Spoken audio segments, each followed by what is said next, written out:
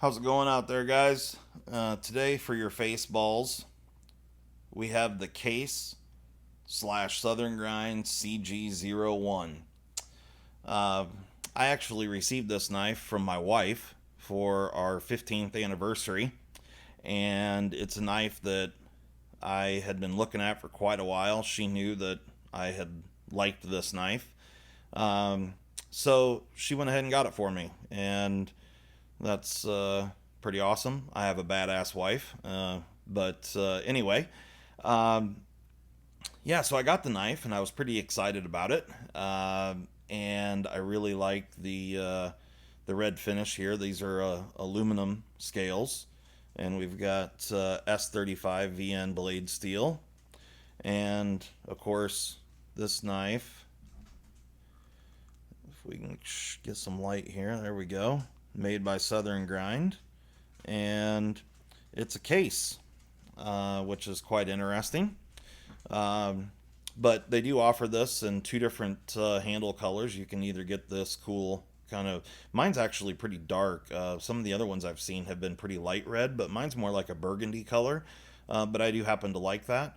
And then I think they call this the drop point blade, but they also make it in a Tonto. So, to each their own there on the blade shape. But it is a flat ground blade, like I said, S35 VN.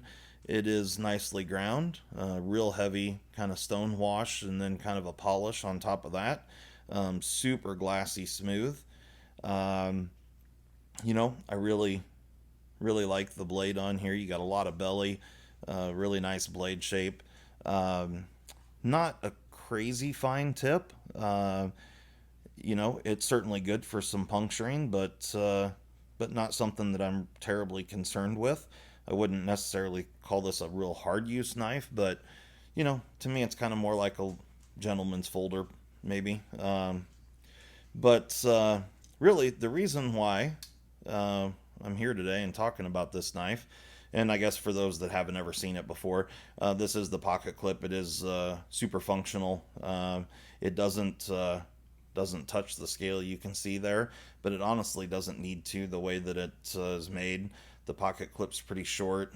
I have carried it very little. I've only had it for a couple weeks, but and then they have this piece, which is kind of cool. You can see the height of it there, but it offers some traction for pulling it out of your pocket, which is nice. I like this better than just putting a flat plate there on the other side. So, this pocket clip is reversible, right or left tip up only. And you do have a lanyard hole. And this is a flipper. Action is great. As far as I know, this is the only Case knife, or at least the only one I've ever seen, that's running on bearings. I know Case does have a few other, I guess, more modern knives out there today, but action on this guy is really good. But the reason why I'm making this video is not, it's actually to show you a few issues with this knife. So I received this knife, and as you can see, it has been in my pocket a couple of times, but it's basically brand new. I mean, I haven't really done anything with it. I think I cut a piece of paper just to see how sharp it was, and that part was good. But let me show you this. Check out the lockup. And if I can get it in there. So right here, if you can see that detent ball, and maybe it'll work better if I shine it up from the bottom. I don't know. Yeah, you can see the detent ball is almost touching the scale on the other side. It actually will if I flip it out really hard. If you can see in there. Yeah, there you go. That detent ball is touching the scale on the other side. So, I guess you could say that that's a strong lockup. It is 100%. However, as this thing, it's not going to need hardly anywhere at all, and it's going to have blade play, which it does not have any right at the moment. But again, I probably only open and close this thing, I mean, I don't know, maybe 50 times. So it came that way right out of the box. The other thing that's very strange here, and this is more of an audible thing, but when you have the knife open, can't hear anything there. When I have the knife closed, can't hear anything there. However, if it's between there, hopefully you can hear that. I'll get it up by my mic there. So what's going on here is that blade stop pin. That blade stop is either too small or it's too short, so it's allowed to move in this direction here, and it's slightly smaller in diameter than the holes in the scales. So the blade stop, they either needed to make the holes in the scales a little shallower or make the stop pin a little longer. Now you can see here when I close the knife, it's just ever so slightly touching the blade stop, and so therefore you don't get any audible noise. And then, of course, same thing in the open, it's touching the blade stop. Now, maybe that's like that on all case CG01s. Maybe the blade stop is loose in there like that. I just thought it was strange. For a $200 knife, maybe I'm kind of nitpicking, but when, well, here I just got this one laying here. When you can buy things like this for $70, and this is M390 titanium frame lock flipper, riding on ceramic bearings, and it doesn't have any of those issues. The lockup on it is fantastic. There's no lock stick, and you can buy that knife for, like I said, $70 or so.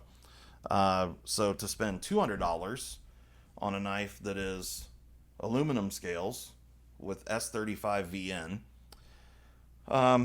yes, it's US made, and all the proceeds go to a charity. I can't remember what it's called off the top of my head, but Southren Grind has a charity that all their proceeds go to, which I think is really fantastic.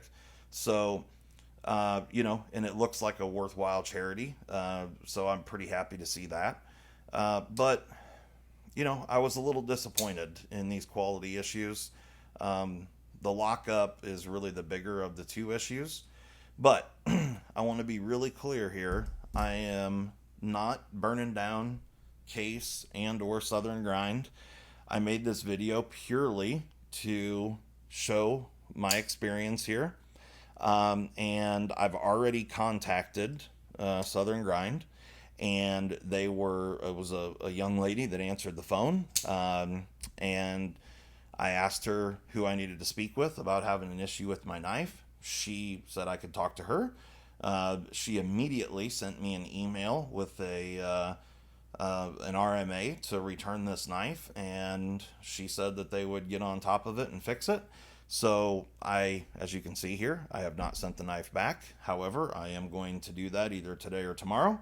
And so there will be a follow-up video on this, just kind of explaining how the warranty process worked and how they handled the situation. So far, it's been really great. And I certainly, have no problems at all giving them an opportunity to fix these issues. Of course, I would have rathered the knife come to me perfect, but I get it. Anytime you are dealing with things like this and you have manufacturing tolerances and all sort of things, and this particular knife came with a little inspection card in the box, and it was assembled. I'm pretty sure the guy's name was Taylor on the card, and then it was, I think, David did the final QC inspection.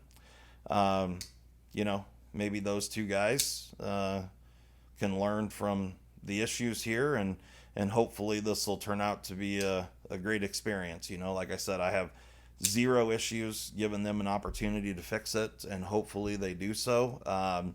And so I just want to make it really clear that I'm not in any way, shape, or form bad mouthing Case or Southern Grind. And we'll just see how this goes. Hopefully they'll take care of it and do it correctly, and then I will give you a follow up and let you know what the experience was like with Southern Grind's warranty. All right, guys. Thanks a lot. If you have any questions or comments, leave those below. Have a great day.